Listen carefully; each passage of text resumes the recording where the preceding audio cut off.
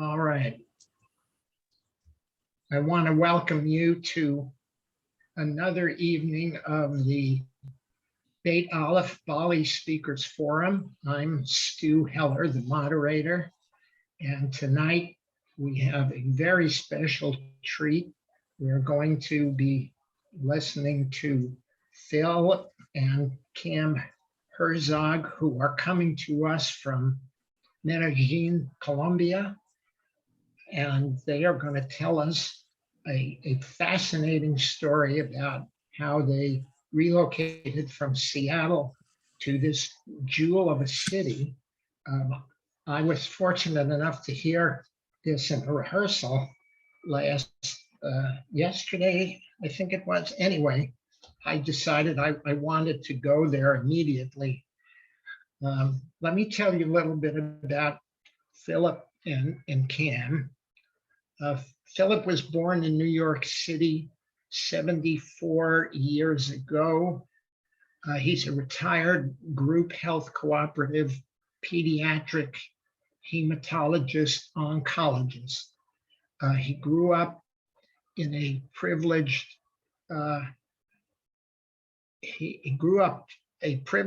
early boomer on Central Park West and in Westport, Connecticut.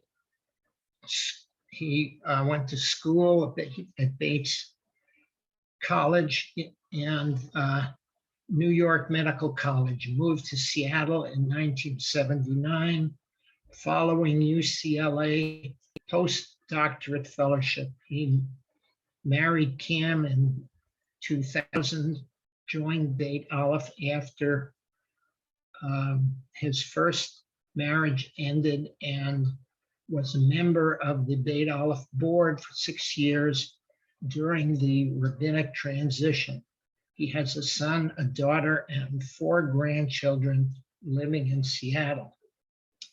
Now, Cam was born in Hue. Cam, am I pronouncing that right? Yes, okay. Hue, Vietnam in 1959 to a South Vietnamese Army nurse. She's the oldest of 6 children.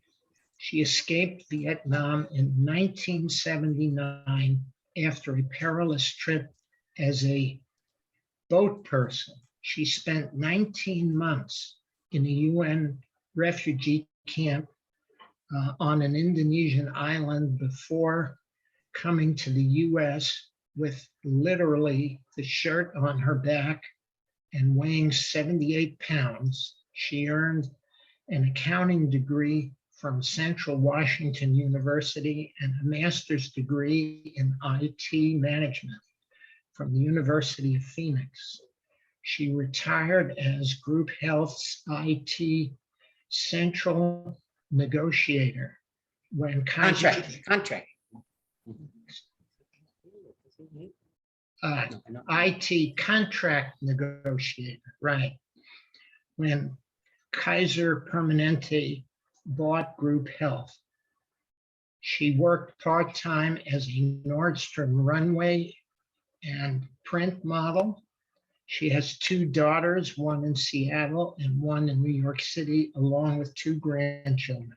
She has become an accomplished artist in Medellin since retirement. As a technical matter, Phil and Cam are going to talk to you. I'm going to do the video, and hopefully we're going to match all this together. So Phil and Cam, please take over. Well, thank you, Stu, for the opportunity for us to share our expat journey. I will be doing the majority of the talking, as Cam and I are both recovering from an upper respiratory infection, and she doesn't have much of a voice yet and is still coughing. So, well, in 2014, Cam turned to me and said, "You need to retire." I was, let me see, it was 6 years ago. I was like 68 years old. And 67 years old. And so shortly after she urged me to think about retirement, group health was sold to Kaiser Permanente. And Cam was offered either to keep her job with a demotion in pay, title, and increased supervisory responsibility versus taking a severance package after many, many years at group health, 33 years at group health.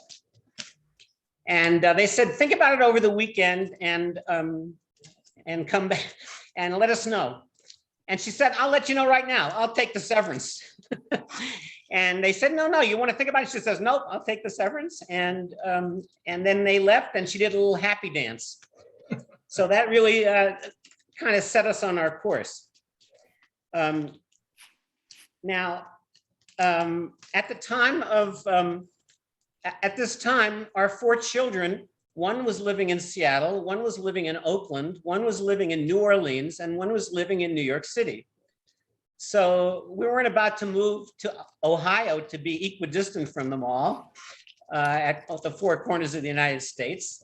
And so it was an opportunity to think about doing something else. And so we thought, well, the main things we wanted to think about were having good weather, and then the other 2 major issues for people who are thinking of becoming expats is what's the medical care like and what's the cost of living. Those are the big 3 items on anyone's list when they first think about becoming an expatriate. Bill, I'm gonna mute everybody, and you just turn your mic back on, okay? Down at the lower. No, I haven't. Yeah, I got it. Mhm. Okay.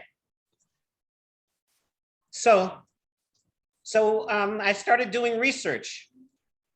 First of all, using Rabbi Google, of course. And we started reading about where do expats go if they consider becoming expats. And there are 2 big websites and zines. One is called International Living that some of you may be familiar with, and another is called Live and Invest Overseas. And surprisingly, we went and looked at those sites, and Medellin, Colombia was ranked in the top 3 as a place to consider going to retire, which really surprised us. So we did a little more research about Medellin. Now, you say Medellin. Now, if you're anything like me, the word Medellin is usually followed by the word cartel. And with visions of Pablo Escobar and Narcos and so forth. That was all I knew about Medellin, Colombia, so I started researching it. Well, it turned out that Medellin in 2013 was named the most innovative city in the world by the Wall Street Journal and the Urban Land Institute, beating out Tel Aviv and New York City in the finals, which was kind of surprising. And Medellin, in many of the articles we read, is referred to, as the city fathers like to say, the city of eternal spring. So we said, this looks like a place we should check out. And so there were a couple of other considerations when we thought about leaving the United States, where our children lived. And one of them was proximity to the US mainland. And Medellin is a 3-hour direct flight to Miami or Fort Lauderdale and 5.5 hours to JFK in New York City. So that seemed to work. In addition, we were in the Western Hemisphere, and right now we're speaking to you. It's 10 o'clock at night in Medellin, and it's a 3-hour time difference now between us and where you are on the West Coast.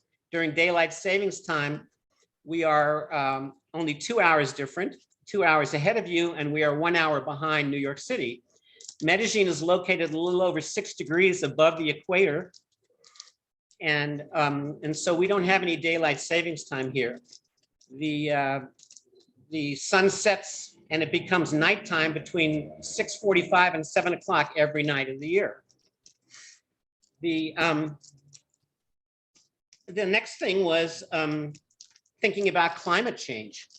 And Medellin is fairly sheltered from that. We have thunderstorms that can be quite violent, and we have mudslides and sometimes excess rain and some flooding in areas.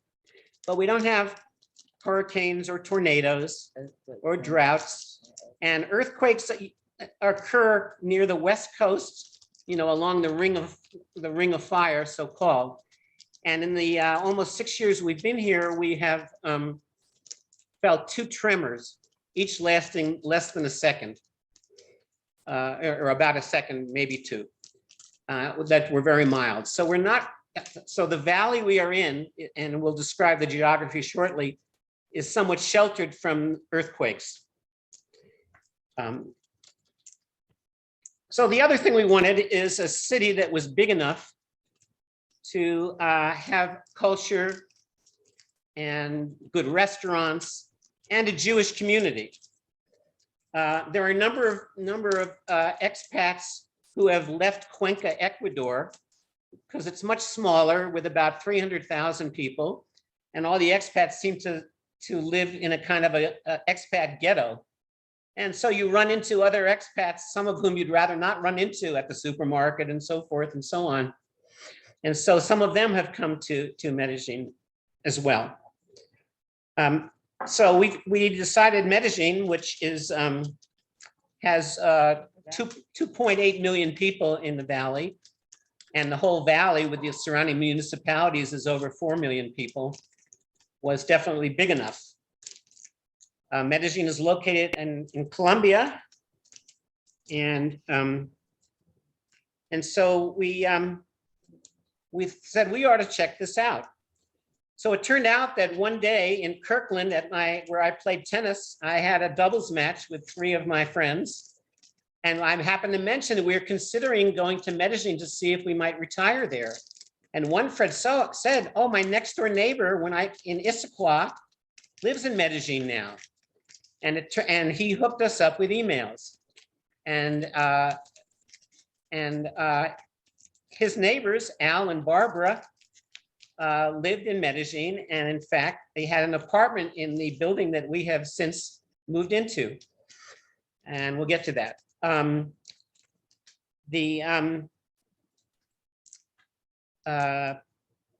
Lose my train of thought here.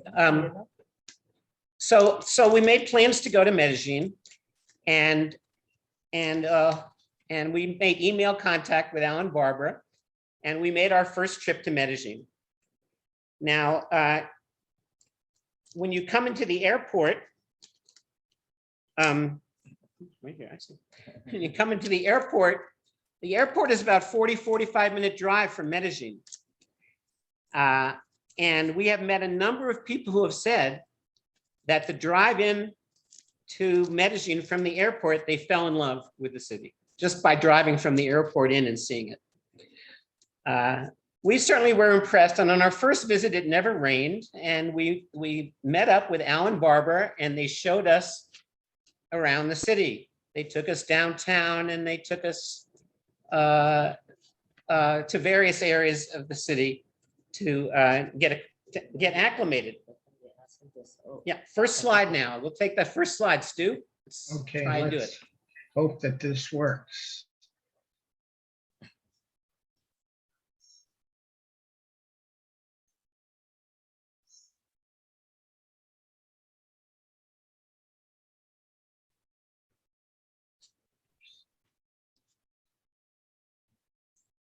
While Stuart's working on that, 30 years ago, it was dangerous to take a taxi from the airport into Medellin at night because you might be waylaid. There we go. All right, thanks, Stu. Can you make that a little bigger down below? No. No, I think down below here, there was a plus sign or something. Oh, yeah. Does that work? There we go. Okay. So I want to point out a few things about Colombia.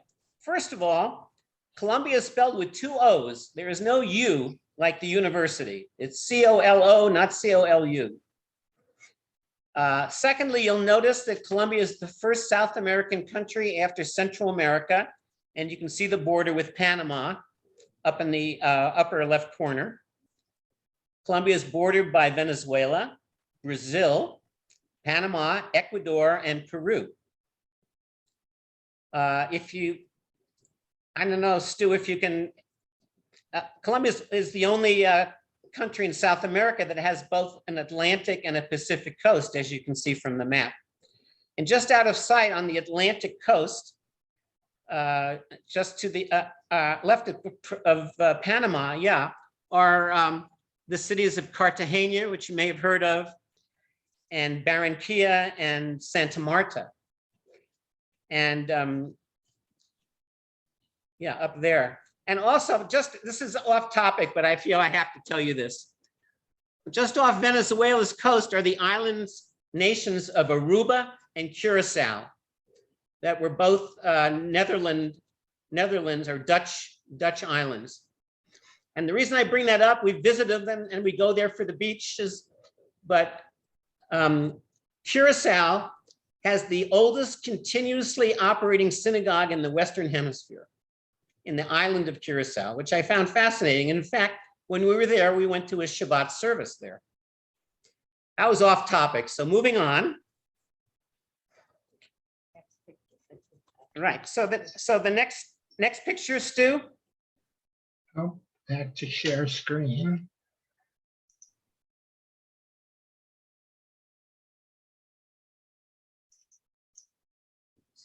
The next few pictures are views of Medellin.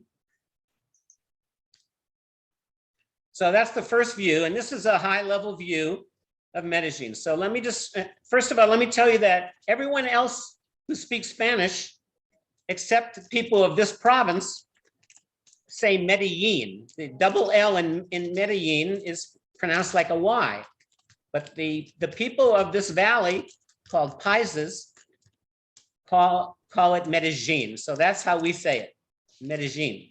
The LL being like a J or a G.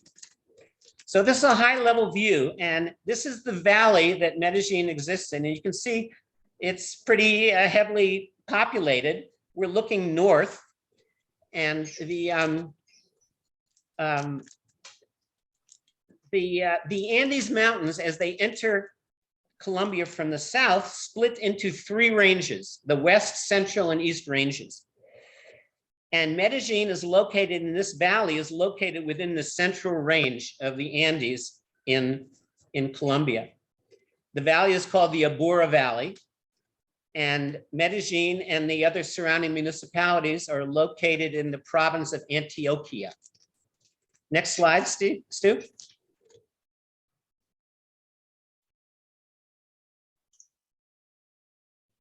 So this is the southeast side of the city where we live. It's the most affluent part of the city.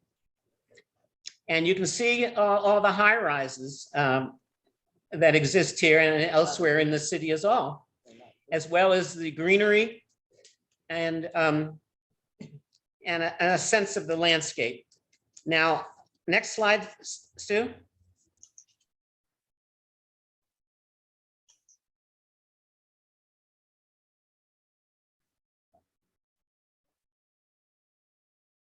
So you can make that a little bigger too. So this is another part of the city. This is where where people are living on top of each other, and where it's the obviously less affluent part of the city. And I have to say that Colombia is one of the top 10 nations in income inequality. And this is an example of that. But one of the things I want you to notice before you go there, Stu, one of the things I want you to notice here at the bottom of the picture are the orange structures at the lower left corner of the picture. Those are escalators. And one of the things that that made that led Medellin to win the most innovative city was the creation of escalators and cable cars to help people who live up on the hillsides in the poorer areas get to downtown to work. So where it sometimes would take 3 or 4 hours to get down the hill, it now takes 20 minutes. And it vastly improved the integration of the lower socioeconomic areas of Medellin into the city life. In addition to the escalators and cable cars, that next one. We'll go to the next one, Stu. That's fine. Not yet, not yet. This is the city at night. Just a nice shot of the city at night. I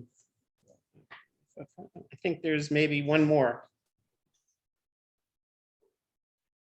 And this is a view, and this is a view from our terrace looking out. We look west, and this is looking to the north from our terrace. And so we see the mountains and the sunsets, and we have a very nice view over the valley on the southern part of the city. So we came and we saw the city. Not yet, Stu. Your picture. Yeah. Okay. So on the second, so we came and we were very impressed. Cam gave it an 8 out of 10, which was high praise for her. And we came a second time, and we made sure we had some liquidity in case we saw a property we liked. And in fact, our plan was which is usually advised is before you move to a new place is to rent and see what, try different neighborhoods and see how it feels and to like and so forth.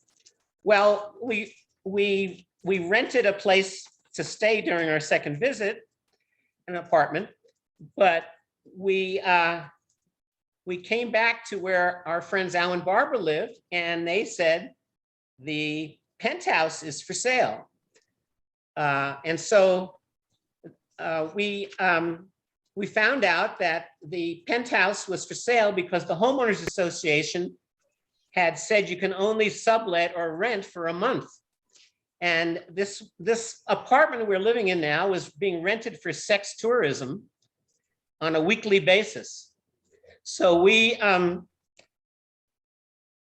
that the homeowners association made a rule only a month. So the New York investor who owned this apartment and owned many other properties that he used for similar purposes in Medellin told his man on the ground, well, go sell it. And we said, we'd like to take a look. So we knocked on the door. Remember, this is in Al and Barbara's building on the top floor. And there were 5 nice guys from Chicago renting, and they let us tour the apartment twice. And we saw it had tremendous possibilities. So on the second visit, we put down 20% and with the plans to buy it and remodel it. And we'll tell you more about the apartment in a bit. But you can show that next slide, Stu, the one that shows a picture of the front of our building. Hmm? We're not talking about CNC. Oh, wait. So that's the front of our building. I'm sorry, it's blurry. That's why Cam's the photographer of the family and not me. But this building has 14 units in it. It may be the oldest apartment building in the city of Medellin. It was built in 1973 and designed by a renowned architect. When it was built, the entire area surrounding it and most of Medellin was farmland. Medellin has had tremendous growth over the last 50 years. As you can see from all the high rises you saw in the previous slides, those weren't there in 1973. And neither were the ones near us. And we're now surrounded by 20 and 25-story apartment buildings. This building, the entrance is on the 6th floor, and we're on the back side of the building, the other side of the building. This is the east facade. and we're on the west side. And we're on the 7th floor with an internal staircase to the 8th floor. Our apartment's a duplex. And the apartment building is cantilevered down a hill, one on top of the next, but on a cantilevered level going down a hillside. So there's no elevator because it would have to be on a slant. There's an upper garage and a lower garage. We have two parking spaces and no car.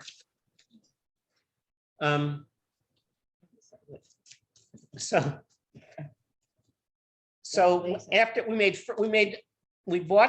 put money down and took the building, and we made subsequent visits where we made arrangements to renovate. We interviewed 3 architects. We found an American general contractor who was recommended to us, and he had 2 local. He lived here also. He had 2 brothers who were Paises, who did the majority of the supervision of our remodel, which took a full year. Our apartment is over 3,000 square feet with an 800 square foot terrace. So it's very big compared to most Medellin apartments. And so we sold our house and other properties in Seattle and gave away much of our furniture and moved to Medellin for good on March 31st, 2016. And again, rented an apartment not too far away while the major renovations were under the demolition and the beginning of the renovations of our apartment. And we didn't move into our apartment until like 80% of it was done and they were doing finish work, at which point we moved in, as well as bought furniture, beds, appliances, and so forth. So now I just want to tell you that it was not a very easy transition for me. Cam, who has already moved from Vietnam to the United States, found it a little easier. First of all, there are not many people who speak English here. There are more in the area of town we live in, which is the nicest part of town. But not knowing the language was very difficult at first. In addition, I had had one too many knee arthroscopies, and I was becoming invalided from pain from walking around. And so we were kind of locked in our rental apartment, and I was getting around with a walker and kind of like very uneasy about going out and not being able to communicate. And I started, wondering about what have I done? What have we done? Starting to have a little buyer's remorse. However, not Cam, no. But we pushed on through, and that depression and remorse lifted after a few months. And one of the things that helped is that I had a total knee replacement here, and we'll get to the medical care in a bit. But once we were able to get out and about, and I started learning a little Spanish online, I started to feel a little more at ease. That and the ability to use Google Translate was, which we use frequently, and which people communicating with us use frequently, as well as making some friends who were bilingual or mixed American and Paisa couples. And so we got through that. So let me talk to you about some of the 3 big issues are climate and weather, healthcare, and cost of living. So first of all, the climate. The average annual temperature is 72.5 degrees Fahrenheit. And the temperature ranges from a low of maybe low 60s on a rainy, cool night to at the hottest times of the day in the low 80s, maybe as high as 85. The humidity is 60 to 70%, which is perfect. It's a rare day that we even comment on the humidity, saying it's a little muggy today. but it's not dry either, so that it's very comfortable. There are 2 rainy seasons, April, May, and October, November. But because this is a La Nina year, we have had rain frequently, even outside of the rainy season. The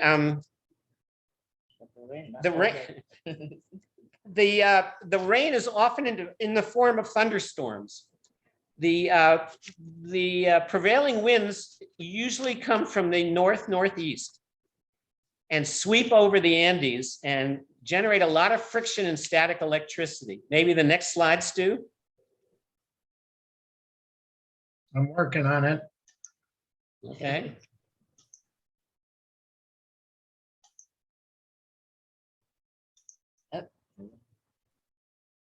There we go. So there's a picture of the southeast side of the city, and you see the numerous high-rise apartment buildings. That lightning bolt is not hitting the building; it's actually hitting behind the building. But all of the buildings, we all have lightning rods everywhere. A lot of lightning rods. Every building where we go swimming, there's lightning rods around the pool, around the tennis courts, and so forth, as we'll share with you.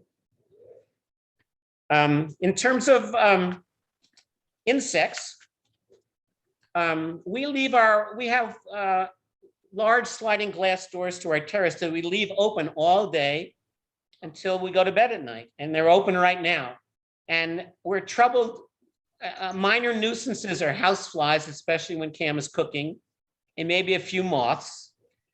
The mosquitoes in Medellin do not appear to be blood-sucking mosquitoes, although there are those kinds of mosquitoes in other parts of Colombia, of course. At night, we have bats that live in a big ficus tree next to us, and they fly around the terrace. And one night, we had a bat fly in. We've had it 3 times. A bat has flown in. They fly right out. But I have to tell you that the first time a bat flew in was, I'm not making this up, on Halloween, which I thought was pretty cool. Anyway, so the climate lives up to its reputation as the city of eternal spring. Even when it rains, the sun will come out. Usually the rain comes in the afternoon or late afternoon or the evening, or it rains all night while we're sleeping. It keeps the city green, and it supplies the reservoirs in Colombia. And I should say that the electricity in Colombia, over 95% of the electricity in Colombia is generated by hydropower, which is really nice. So moving on to healthcare, 24 of the 58 best hospitals and clinics in Latin America are in Colombia. 24 of 58. 9 of them are in Bogota, and the capital of Colombia, and 9 of them are in Medellin. The World Health Organization ranks Colombia's healthcare system as 22nd out of 191 nations. For comparison, so Colombia is 22nd, the United States is ranked 37th. Colombia is ranked higher than Germany and Canada as well. So as you've heard, I have had a total knee replacement here, and I have had biopsies.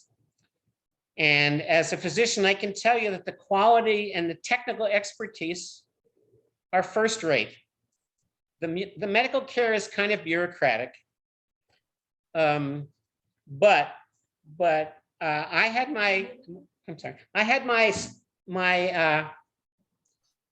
orthopedic surgeon put me in it because I was so invalided that he put me in as an add-on at a clinic, at a Catholic clinic, where I spent 3 nights in the hospital. He operated me as an add-on, and his brother was a first assist, and I had prolonged anesthesia because the knee replacement was difficult because I had fractured my tibia in a skiing accident many years earlier, which made putting in the knee replacement hardware difficult. Having said that, I had 3 nights in the hospital with state-of-the-art anticoagulation, antibiotics. And just like in America, the hospital's food was terrible. But other than that, it was a positive experience. Came home. I went 3 times a week to a physical therapy clinic that was within my orthopedic physician's clinic. And he made 2 house calls, one to remove my staples and another to just check in on me. The total cost of the hospitalization, surgical and anesthesia fees, physical therapy, medications, and so forth, I paid out of pocket was around $6,500, which if I had had the same care in the United States would have been probably 65,000 or more, maybe 80 with all of that service, which will lead me into the next thing about the cost of living. I should say we had an expat friend, Byron, who has since gone back with his wife to the United States because his mother-in-law was elderly and they wanted to be with her during the pandemic. But he had a heart attack, and his state insurance, he got stented, anticoagulated, cath stented and anticoagulated, and his out-of-pocket costs, I think, were less than $50. So the healthcare, there is, for residents of Colombia, there is a mandatory state-sponsored healthcare that, in cooperation with the major health insurers, you're required to have. I'm too old to get private prepaid insurance, but Cam wasn't, and so she gets prepaid coverage, for which she pays $3,000 a year now, not $3,000 or $2,000 a month like a Medicare Advantage plan. I see. And it's like concierge medicine. Her personal physician responded to her email while he was skiing in Switzerland. I mean, it was quite amazing. So we both belong to the state health plan with a major insurer, for which we pay approximately $30 a month for the 2 of us. $30 a month, and it covers everything, but we might have to wait 2 months to see a specialist. So we have to queue up. However, in an emergency, we get care right away. And Cam had a bike accident and hurt her hand, and we took her to the clinic not far away. And she could go anywhere, and she was seen promptly, had an x-ray, and unfortunately didn't have a fractured metacarpal and was fine. So moving on to the cost of living. When we first put money down on our apartment, I think the dollar bought 1,750 pesos. The dollar, since we have been here, and when we had to come up with the other 80%, the dollar strengthened considerably. And now the dollar is extremely strong, about 4,000 pesos to the dollar. So if you have dollars to bring to Colombia, it's a big bargain. And I'll share with you some of the costs of things to give you an idea. Our utility bill, which covers everything except telecom and triple play phone service, our utility bill for gas, electricity, water, sewer, garbage, runs $150 to $300 a month. Now, I should explain to you that Colombia has a progressive tax system with 6 stratas or estratos, and we are in estrato 6, the highest one. And most people who are tourists or expats from other countries who move here live in at least a strato 4, usually a 5 or 6. And our barrio, which is at the southeastern part of the city, is a strato 6. It's called Poblado. The The stratos 4, 5, and 6 subsidize the stratos 1, 2, and 3. They pay far less in utility bills because things are all graded. And they pay less property tax, and they pay less for their Metro card and for many other services and so forth. And they're subsidized by the higher stratos. So it does have a somewhat a progressive tax system, despite the income inequality here. EPM. Right. So our utilities are paid to a company called EPM, which is a huge multinational corporation that deals with energy and utilities and so forth. The EPM has one stockholder, and it's a multinational corporation. The only stockholder is the city of Medellin. And EPM plows 20% of its profits back into the city on transportation infrastructure, libraries, schools. They sponsor the Christmas Festival of Lights, where there must be millions and millions of LEDs in displays around the city and in parks and so forth. They are a great benefactor of the city. Other costs, our homeowner association, and I would say that prices go up about 10% around the first of the year. So every year there's an automatic kind of raise. So we pay our housekeeper a little more this year than we will last year. Our homeowners insurance, our homeowners dues went up. The utilities will go up a little bit. The telecom will go up. Our telecom, our homeowner dues are $220 US a month. We have 3 doormen. We have 24-hour doormen, and our triple play telecom, internet, phone, and cable is $55 a month, and our property tax is about $1,200 a year, which is about 1/10 or 1/15 of what we were paying in Seattle. In terms of food, the price of a big mango or avocado might be 50 cents. You can get a 6-pack, 6 liters of milk for under $5. And by the way, we'll get to the food. We'll talk about the food a little more. Now, Cam helped her brother buy an apartment here, which he is going to be retiring to in April of this year. The apartment is in a high-rise building, and he is on the 6th floor of one of the buildings. There's a nice outdoor pool. He has 3 bedrooms, a den, a small living room, a small dining room, and a nice kitchen, 1,800 square feet. Cam helped her brother buy it for about $150,000. So that gives you an idea of how the cost of living is here, with a very strong dollar currently, and for the last 2 years, it's been strong.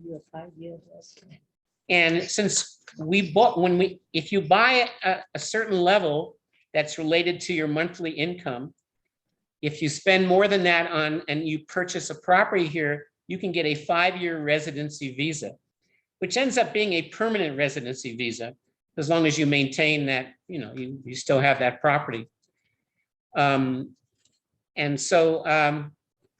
after 5 years, you can go through the process of getting a Colombian passport, and dual citizenship is allowed both by the United States and Colombia. However, it'll cost some money. It may take 2 years. And unless you're an old guy like me, you have to take a written test about Colombian history and so forth. So we have not taken that route yet. And if you have a 5-year residency, you don't need to renew it. It's really actually good, even though the date on your residency visa may expire. 2 lawyers have explained that to us, and we have had to explain it to immigration when we come back into the country sometimes, to young immigration workers. the thing that costs more, that you don't get any bargains are things that you have to import from the United States or you wish to import from the United States.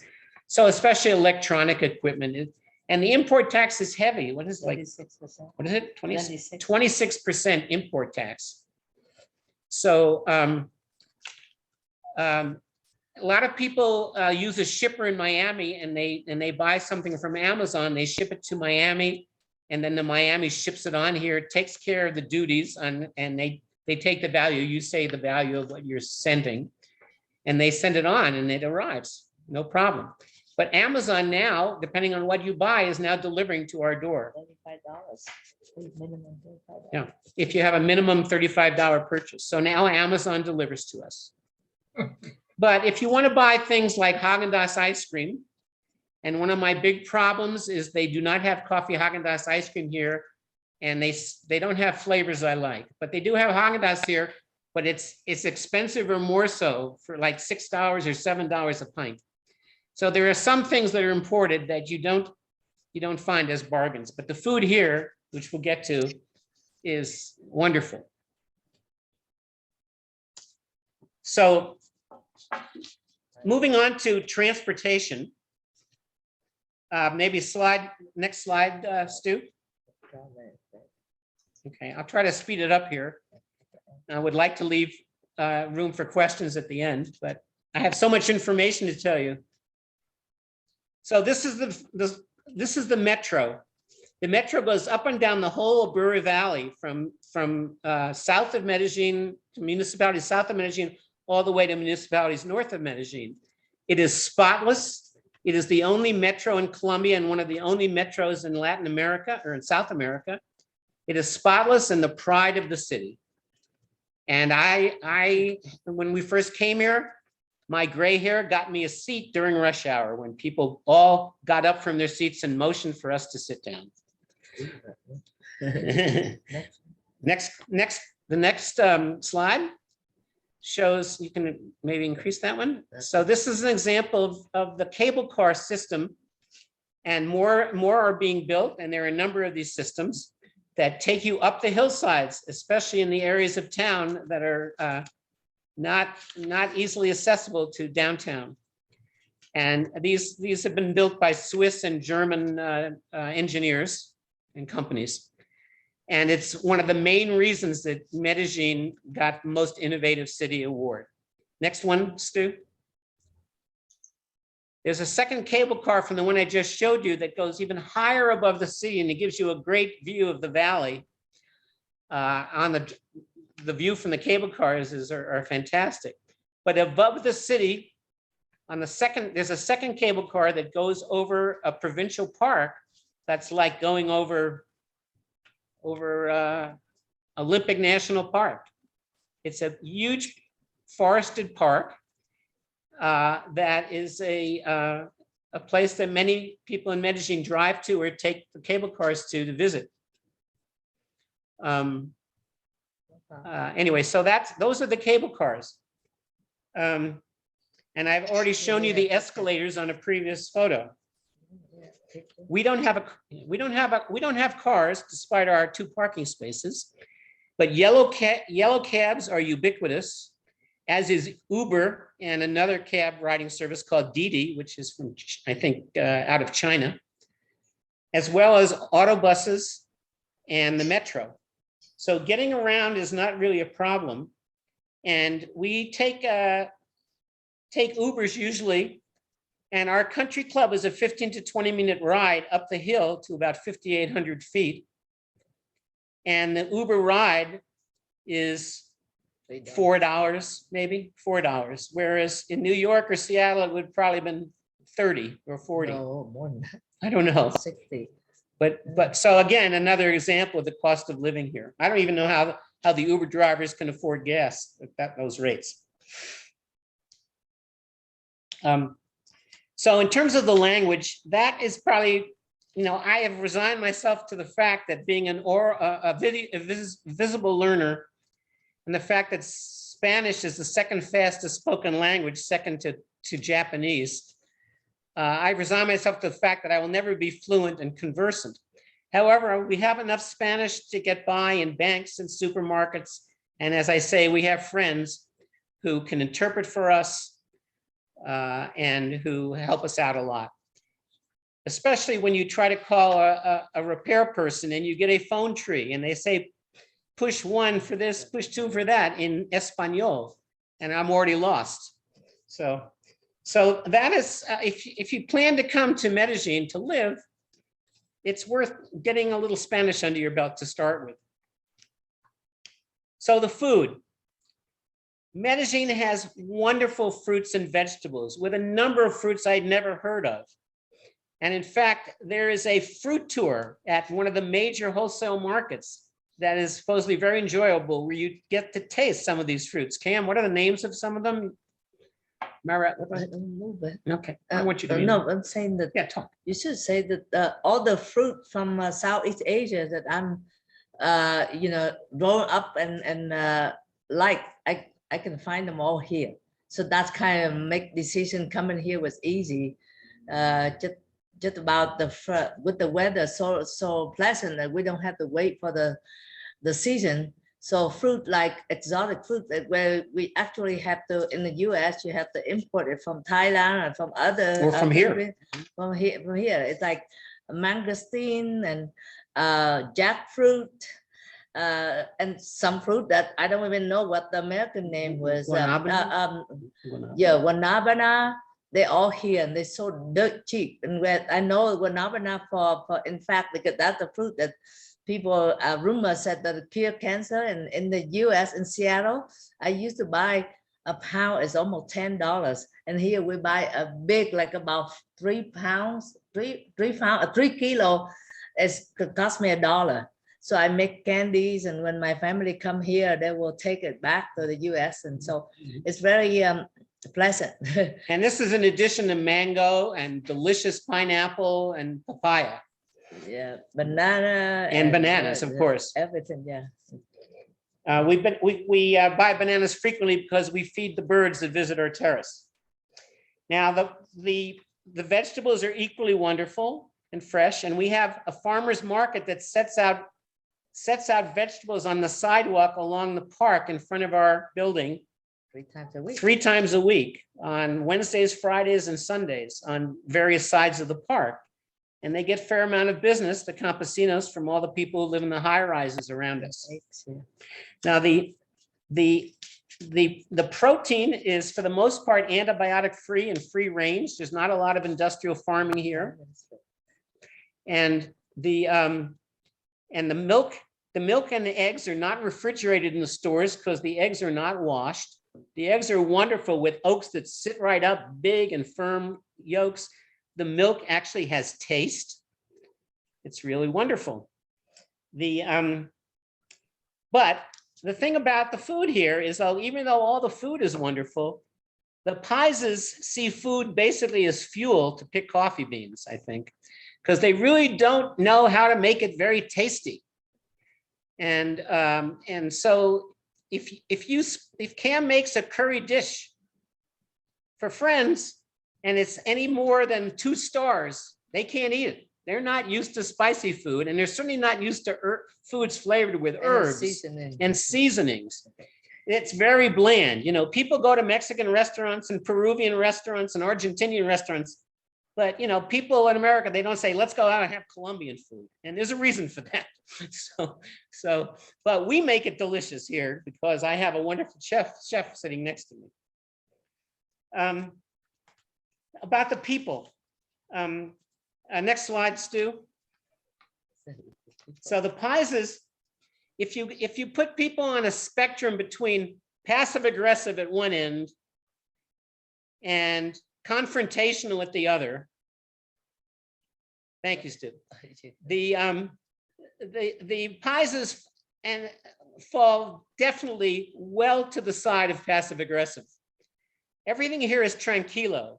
You never hear anyone in an argument in a business establishment or raise their voice. It's all, and they'll say, tranquilo, don't get excited, and so forth. What you're looking at here is the plaza that contains the gifted sculptures by Fernando Botero, who is like Picasso of Colombia. He's the most famous artist in Colombia. And he donated a number of his massive sculptures, which you can see in this picture here, to this area in El Centro, or downtown. And in fact, there is a museum off this square that contains his paintings and more of his smaller works. Next slide, Stu. And here's a close-up of one of his sculptures, and this is, you can see his style here. It's a very, very voluptuous. And there are a number of them, and it's a very big tourist spot, and anyone who is a tourist who comes here has to come down and see the Botero sculptures, and perhaps go to the museum as well. There are, yeah. Stu, how am I on time? I'm talking too much, probably. Can I keep going? 2 minutes. You can, but we're bumping up against 8 o'clock here. Okay. So that's it. Okay, so, Ask questions. okay, well, there's a Jewish community here, though it's very small. However, genetic studies have shown that the people of the Abura Valley, about 20% of them have Jewish genes. And this was a very, very, in 1492, when the Jews were expelled from Spain and Portugal, some of them found their way to this valley. And in addition, there were other migrations at the turn of the 20th century, and around 1910, and then later pre-war, pre-World War II, and after World War II. But there are many more people who are Catholic here who don't realize that they have a Jewish heritage. And we have a good friend named Esther, or Esther, and she is from many generations of a Catholic family. She has like 13 siblings, and one of them is Jaime, and she knows tunes from her childhood that they would sing that are Jewish melodies. So and recently, younger generation here, some of them, there have been articles written in newspapers and magazines about the Jews of Antioquia, and they're starting to discover that they have Jewish heritage. It's kind of an interesting phenomenon. Okay. I wanted to show you some of the ecology. Medellin has more bird species than any other country in the world that either reside or, yeah, next slide, there you go, Stu. Yeah. And there are about 9,600 bird species in the world, and 20% of them either reside in or migrate through Colombia. These two are very raucous birds called chacalacas or guacarachas in Colombia. And these two are sitting on the ledge outside of our downstairs bedroom window. And they have beautiful tessellated feathers, you can see. I have a few more to show the wildlife of Colombia. Next. And this little fella is a summer tanager. And he only showed up once because he was migrating through and he happened to stop on our terrace to eat some banana. And you can see that we put out bananas on the ledge in front of our cactus garden. That's a cactus garden we have on our terrace. Next one. This, yeah, you can click on that, Stu. We woke up one morning and on the railing outside of our upstairs master bedroom window or sliding door was a roadside hawk. Magnificent creature. And of course, all the other birds kind of made themselves scarce while the hawk was in the neighborhood. Beautiful bird. Next one, Stu. And in the park across the street. Let's see. Got to figure out how to get out of this one. I don't know if you want to I don't know.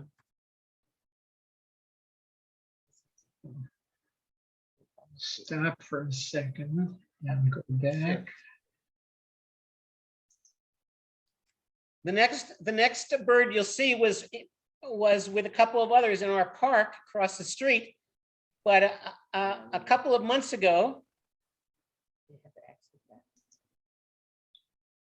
Here we go. there you go, Stu. Yeah. And you can, this is a bare-faced ibis in the park, right across the street. And a couple of months ago, I got up in the morning and one of these birds was walking around on our terrace. I didn't realize it was injured. And unfortunately, we found he died in our fountain the next morning. But the final picture I want to show you is not of a bird, and I'll tell you about it because it's pretty dramatic. Yeah, get that one bigger. This is a Colombian jaguar, magnificent animal. Maybe you can make it even bigger. So there you go. This is a very strong big cat with a bite stronger and it's stronger than a lion, not quite as strong as a Bengal tiger. Our friend, our birder friend, he had a friend of his was out birding about 2 hours from Medellin, walking along the road. He had his tripod out and he was camera ready. And all of a sudden, coming out of the forest is this beautiful animal along with a dog. And I just wanted to show you that because it's quite a remarkable picture. The one last thing you might have, oh, what? Yeah, I know.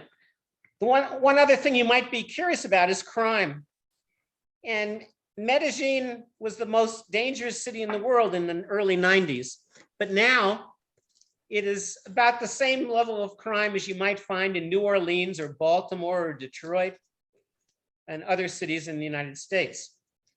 There is a saying recommended for both tourists and people who live here. It says no dar papaya, which means don't give papaya, or what it basically means is don't make yourself a target. Don't be low-hanging fruit. So we dress in shorts and a t-shirt. We walk around. We don't carry expensive cell phones. We have cell phones. And our only experience with crime personally was unfortunately Cam, which happened in a supermarket where a woman who was bilingual chatted her up and surreptitiously contaminated her hand with scopolamine, which is like a date rape drug.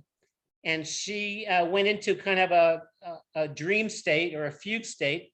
And while that was happening, her wallet was lifted and the woman passed it on to her Confederate. And Cam was found walking around the produce section of the supermarket for an hour before she came to. So we now know 2 no tocas, which means don't touch me, don't touch. So, but in general, we have not been troubled by crime. We walk around at night. Cam does not wear her wedding ring, her diamond. It's locked up in our house. And so we don't make ourselves targets. And we only try to be situationally aware. But we know people who have been robbed while they're sitting in a taxi cab by 2 people on a motorcycle, with one hopping off and holding a gun to their head and relieving them of their laptop or their cell phone. These things can still occur here, but it's not a thing we hear much about. With that, maybe I should stop, although I have more certainly to share, and allow you to ask questions. I do have a little bit of advice about if anyone was considering being an expat here or anywhere else, about how to kind of approach it with your mindset. But for now, because I've talked too much, I'll stop.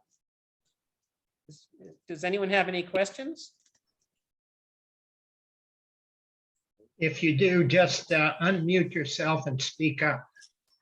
How does one go about relocating to a foreign country? What do you have to go through to do that?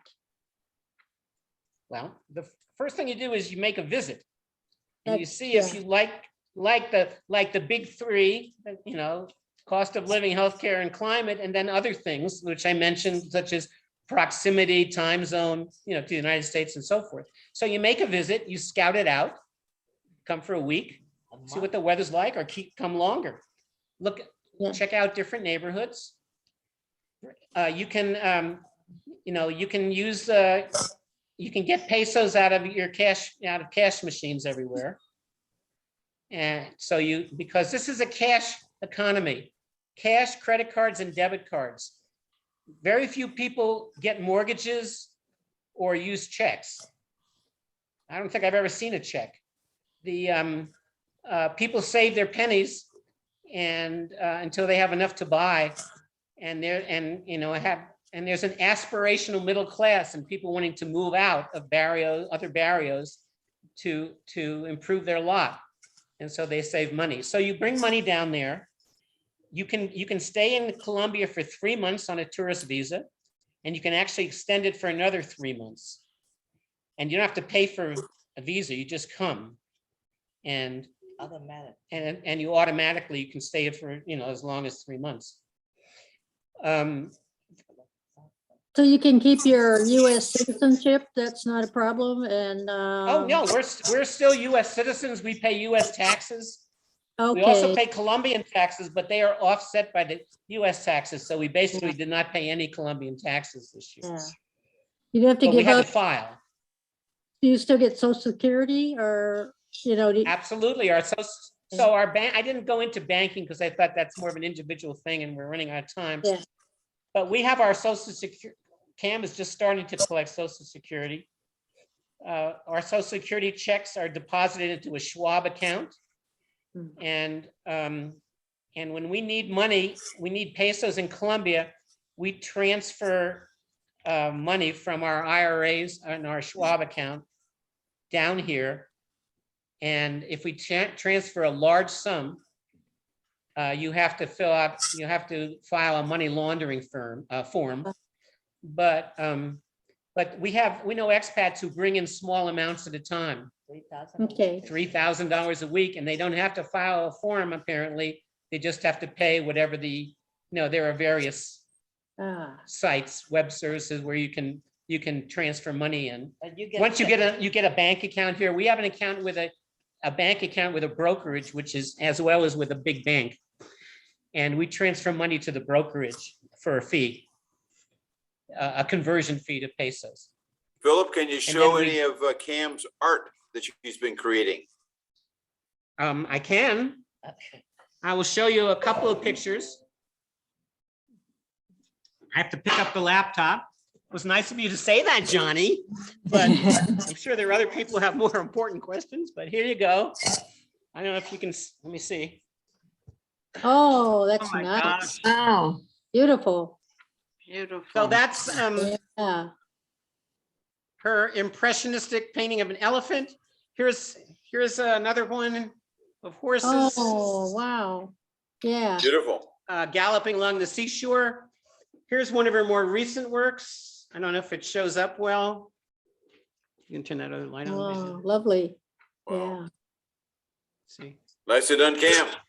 yeah, Congratulations. So I would just say Cam has done over 100 paintings, mainly oil paintings. She has now been more. She wants me to show. Okay, we're going on. I don't know. Go out in the hall here. I don't know if we'll lose it. Cam has become the artist in residence for the building. I don't know if you can see, but all the way the main lobby, the stairwells, and we're going to have an art exhibit once she finishes decorating the rest of the building, which the rest of the residents have been thrilled with.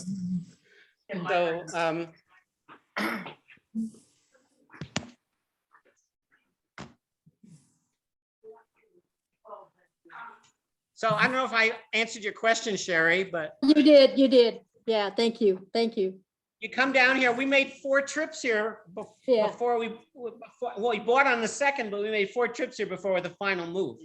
Yeah. We have the US landline, so anybody interested in talk to us more, then you just call us, Yeah, we have a voice over IP, an internet phone with a 206 area code. oh, wow, It's yeah. But And it's Philip, do you associate mostly with expats? no, very interesting you ask that, because I could have talked for another hour, but so when you first come to a new country, you kind of find other expats. And in fact, there are a number of organizations for expats in various countries, including here. But after you do that, and the things you have in common with them are that you're expats and you speak English. And they can be very helpful. They can help you find a good dentist, or or a dry cleaner, or or whatever, someone where to do your hair. And but after a while, you realize that a lot of these expats are not people you would necessarily have gravitated to if you were in Seattle with them. We have run into Holocaust deniers, Trumpists, anti-vaxxers. In fact, there's a whole group of expats we socialized with and we went on weekends with, who are virulently anti-vaxxers, and they've gone down that rabbit hole, and we don't really associate with them anymore. We don't have time for that. So that was a very good question, and that's what happens. You end up making your own friends here who are Colombians. Right. Can I ask about the Jewish community there? We lived in Mexico for about 15 years, and there was a Jewish community in Guadalajara and then some of the other larger cities, and in Puerto Vallarta. But we had to have a letter of introduction from our rabbi to be able to get access to the community because of the anti-Semitism. When we first came here, there's one synagogue in Medellin. There are 4 in Bogota. And there is recently, in the last couple of years, there's a Chabad house. And then there is a community north of the city in another municipality that is mainly conversos. When we first came here, we went to the Orthodox synagogue, I think, for a Seder. And we had an intro we happened to run into a man who owned a restaurant in one of the malls. And I saw mezuzah on the door, and he happened to be at the cash register, and I talked with him, and he gave us an intro, so we were allowed to go to Passover at the Orthodox synagogue. In addition, one of our closest friends is Israeli, and he and his husband, whose wedding, the wedding of the summer when we had it before the pandemic, he with his own money tried to support a Jewish community center that was open to all. And that we went for a year, but he couldn't do that indefinitely, and there's not a lot of traction. And we didn't find the Orthodox synagogue very congenial. It was mainly in Spanish, and the men and women sat separately, and so forth and so on. And however, we have Shabbat dinners with our friends. We have friends who are members of the Jewish community here. And so we have our own community where we celebrate holidays and Shabbat. Right. By the way, so there's a large gay community here, but it's not very in your face. It's kind of quiet. But we know many gay people, not only our friends. We've gone to 2 gay weddings. And by the way, the Supreme Court of Colombia told the legislature to write a same-sex marriage law a number of years ago, maybe 5 years ago. And because they dilly-dallied and wouldn't do it, the Supreme Court wrote the law. And so same-sex marriage is legal in Colombia, in this heavily Catholic country. Very interesting. So we know members of the gay community and the Jewish community and the Jewish gay community. And in fact, we have friends with a lesbian couple who were the first lesbian couple to have a legal adoption of children in Colombia. So so Medellin tends to be a progressive socially and conservative politically. I didn't want to get into politics because I didn't think we had time. Are there other questions? Yeah, what would you say is other than, let's say, the cost of living, what would be an advantage to living overseas as opposed to somewhere, I don't know, with similar climate in the US? You mean like San Diego or Arizona or Florida or something? Or Hawaii, yeah. Or Hawaii even. So I'll tell you, first of all, the weather here, I cannot emphasize enough how having such wonderful weather is a stress reliever and just affects your whole frame of mind when you wake up in the morning. Every day of the year, we dress in shorts, sandals, and a sundress or a t-shirt.